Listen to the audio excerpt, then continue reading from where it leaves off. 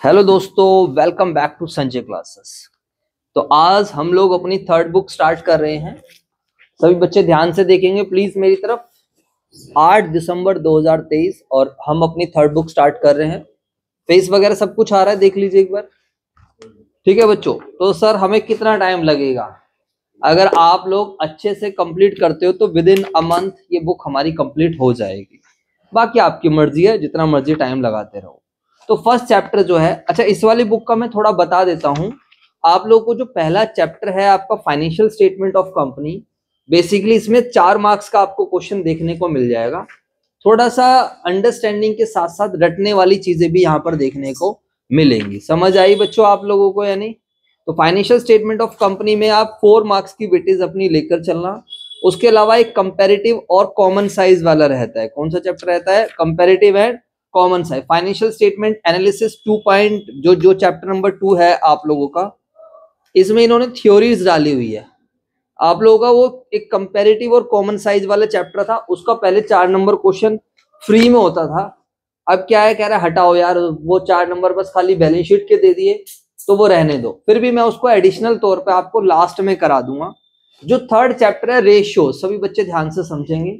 Third chapter में आपको काफी सारे रेशियोज पढ़ने को मिलेंगे, like liquidity ratio, short term solvency आ जाएगा, लॉन्ग टर्म सोल्वेंसी आ जाएगा, प्रॉफिटेबिलिटी रेशियो आएंगे और एक्टिविटी रेशियो। 4 टाइप के रेशियो पढ़ने को मिलेंगे और टोटल मिला के अराउंड 15 से 20 रेशियोज आप पढ़ोगे।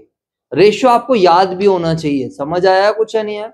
जैसे करंट रेशियो है, current asset divide by current liabilities, ऐसे कुछ रिलेशनशिप एस्टेब्लिश होंगे 2 या 2 से ज्यादा अकाउंटिंग आइटम्स में। तो रेशियो याद होगा, साथ के साथ क्वेश्चन सोल्व करोगे, कॉन्फिडेंस आपको आ जाएगा। इधर देखेंगे हर एक रेशियो कुछ ना कुछ रिप्रेजेंट करेगा।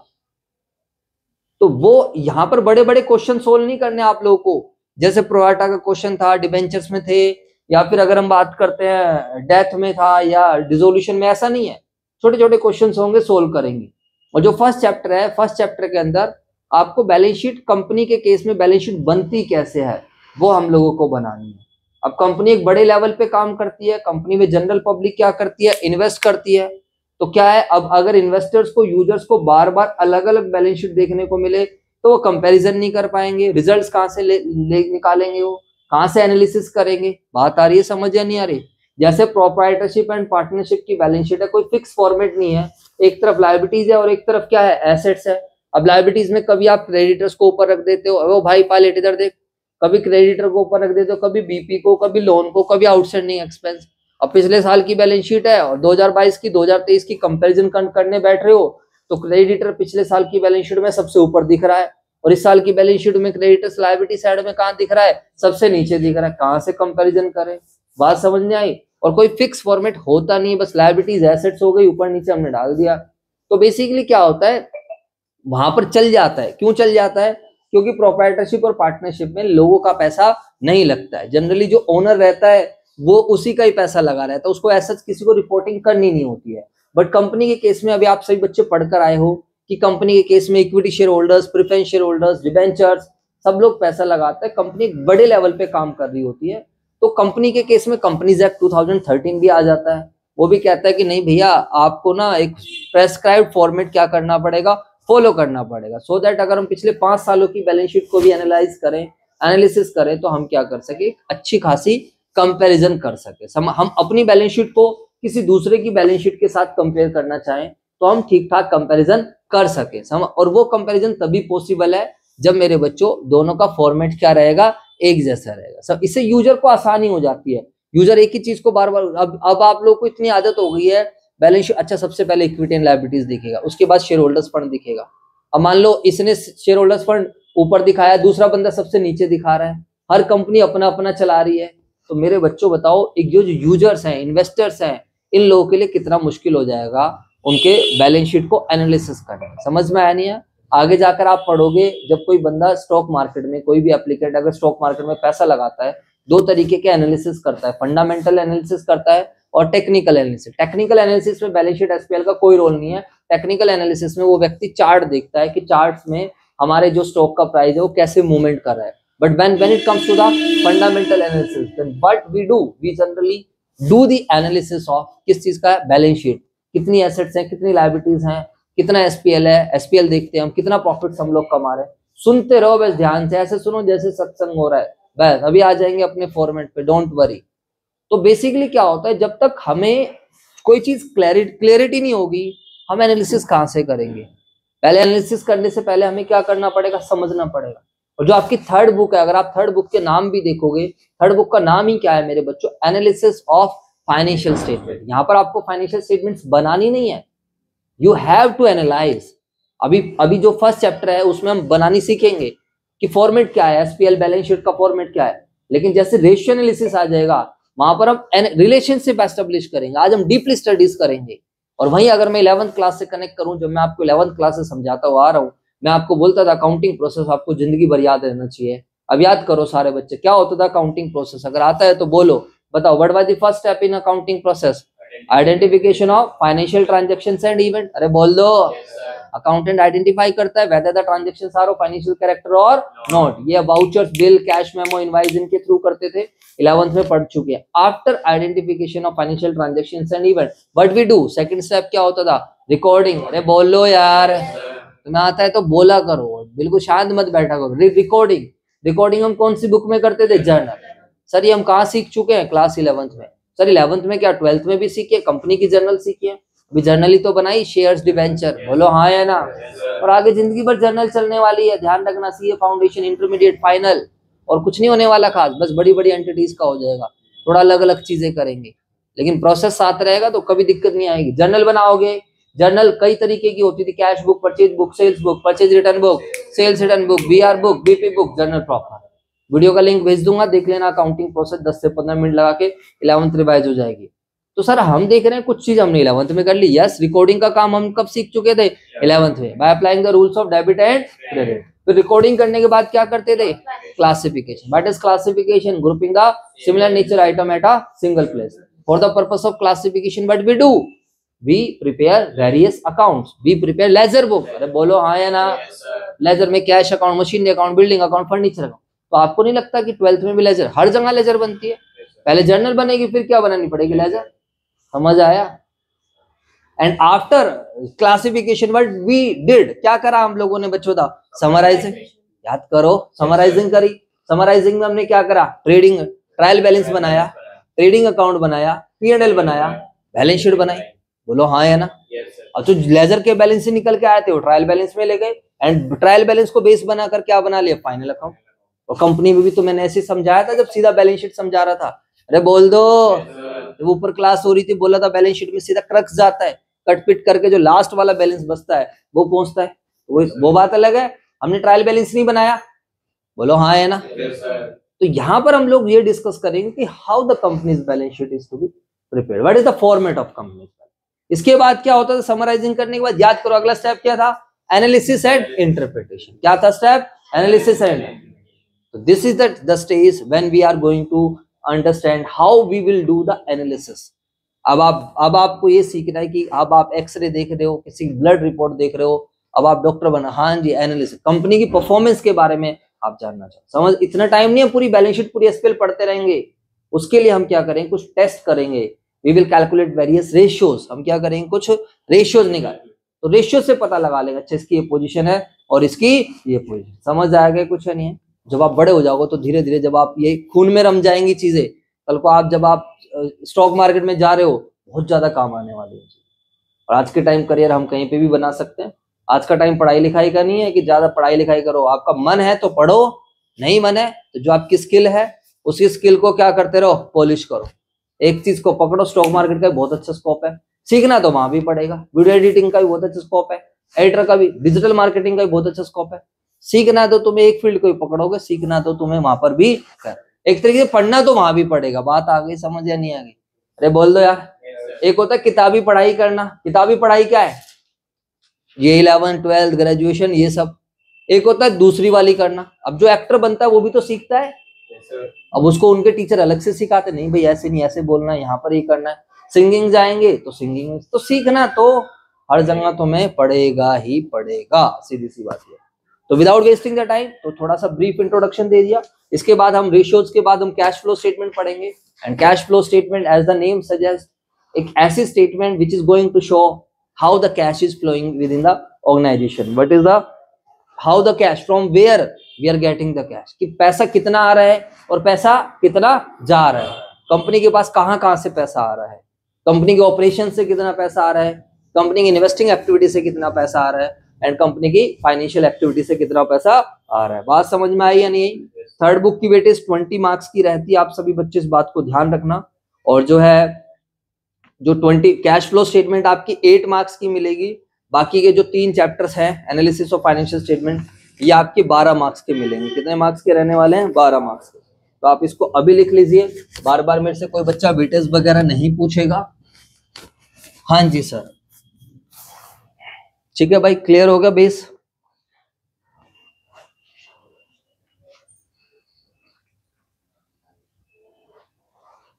कोई भी चीज समझ में ना आए तो डोंट बी हेजिटेट, टेंशन लेने की बिल्कुल भी जरूरत नहीं है।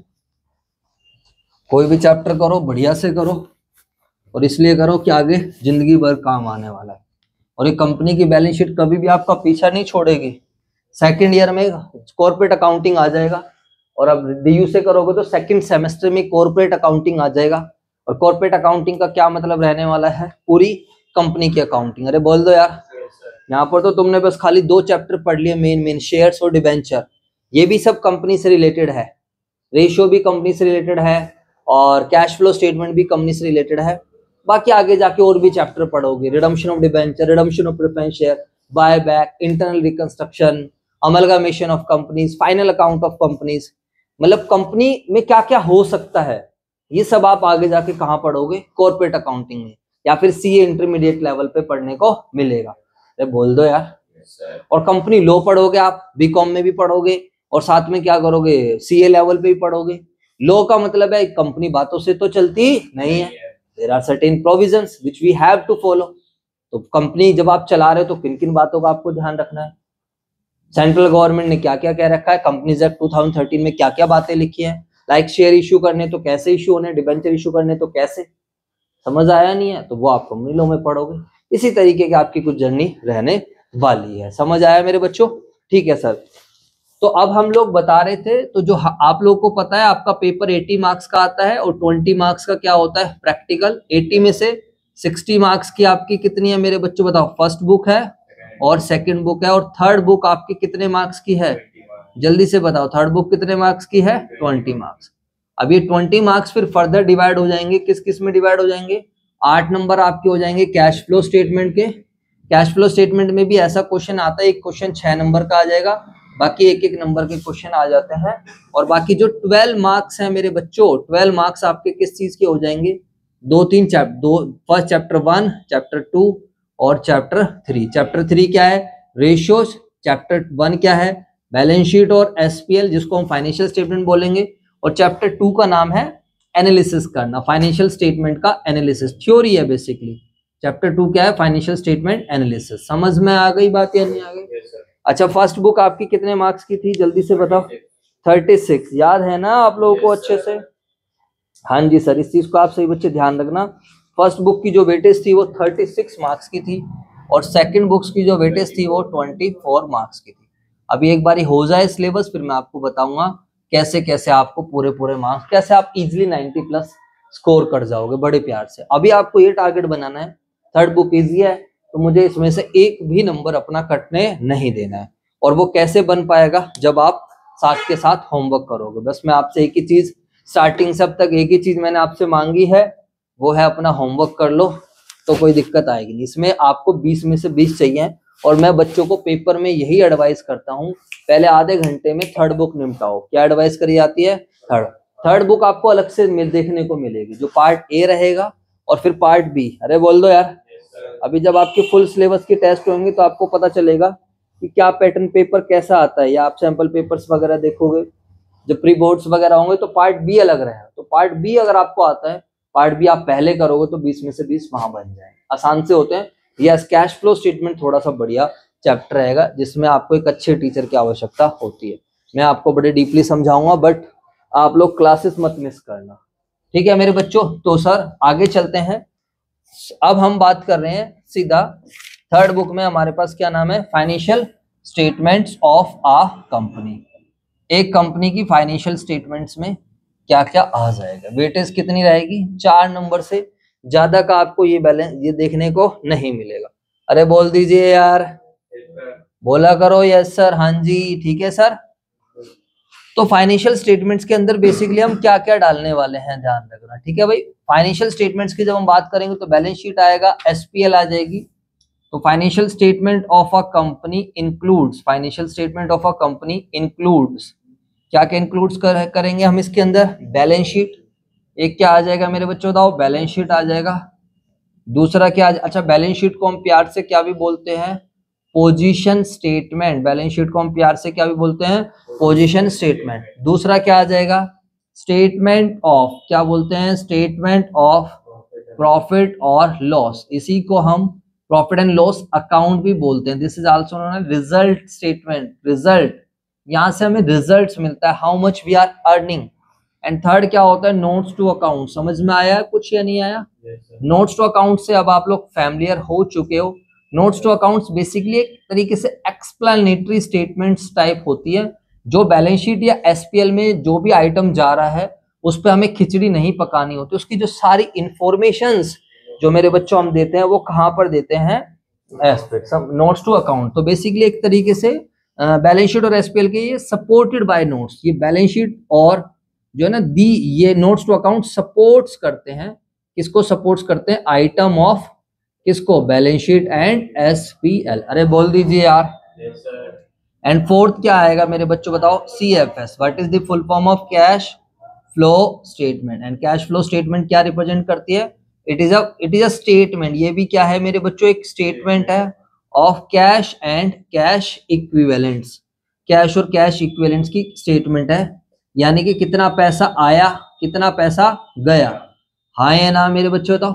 तो ये एनालिसिस है, यहाँ पर रटने वाले बच्चे फेल हो जाएंगे, रटने वाले बच्चे कुछ भी नहीं कर पाएंगे। इस बात को आप ध्यान रखने लगा। कुछ बच्चे रट्टा लगा लेते ना एंट्रीज का, शेयर्ड, कुछ बच्चे पार्टनरशिप में भी रट्टा लगा लेते, क्रेडिट में फायदा डेबिट में घाटा, ये है वो। यहाँ कुछ नहीं होने वाला। यहाँ पर टोटली क्या करना पड़ेगा, आपको एनालाइज करना पड़ेगा। तो हम इनको समझेंगे। ये पूरा एक सेपरेट चैप्टर आएगा जहां पर हम लोग अच्छे से सीखेंगे इसको, ठीक है। और बाकी ये तीनों चीजें अभी हम कौन से चैप्टर में डिस्कस करेंगे, चैप्टर नंबर 1 में, ठीक है। तो this was the introduction of third book as well as थोड़ा सिलेबस। अच्छा सर इसको हम क्या भी बोलते हैं, this is also known as income statement. इसको हम क्या भी बोलते हैं, इनकम स्टेटमेंट, ठीक है। तो अभी हम विदाउट वेस्टिंग द टाइम, अब मैंने बहुत बेस बना दिया है, थोड़ा लॉजिक भी बताया कि सर फॉर्मेट्स क्यों बनाए गए, फॉर्मेट्स की आवश्यकता क्यों है। प्रोप्राइटरशिप और पार्टनरशिप में कोई फिक्स फॉर्मेट नहीं है तो भी काम चल रहा है। अरे बोल दो भाई। जैसे कोचिंग की बात करें, कोचिंग थोड़ा इनफॉर्मल टाइप होता है। स्कूल्स की बात करोगे तो स्कूल थोड़ा फॉर्मल। जैसे यहाँ पर ये टेबल फैली पड़ी है, कोचिंग है चल मैनेज हो रहा है, लेकिन आप बताओ स्कूल होगा तो क्या स्कूल में ऐसे टेबल फैली हुई देखने, क्योंकि कहीं ना कहीं हमें आगे जवाब देना होता है। समझ आया नहीं है? तो प्रोप्राइटरशिप पार्टनरशिप में कोई आइटम ऊपर रख दिया कोई नीचे रख दिया चल जाएगा, but when it's comes to the company then we have to follow the format. सीधी बात है, जो होता है तो रूल है भाई यही है, बस सीधी बात ये समझ लो, बहुत होगा ज्ञान की बात है। रेड लाइट पे रुकना है और ग्रीन लाइट पे क्या है, जाना। नहीं मानोगे कोई पकड़ लेगा तो चालान होगा। तो अगर आपकी कंपनी है तो आपको balance sheet SPL as per format, जो शेड्यूल 3 हमें फॉर्मेट देगा, शेड्यूल 3 के पार्ट 1 में बैलेंस शीट का फॉर्मेट मिलेगा एंड शेड्यूल 3 के पार्ट 2 में हमें किसका फॉर्मेट मिलेगा, एसपीएल का फॉर्मेट मिलेगा। आज की जो क्लास हमारी डेडिकेटेडली रहने वाली है, this will be of balance sheet. बात समझ आ गई? सारे बच्चे इसको कॉपी कर लो, फटाफट बैलेंस शीट समझेंगे।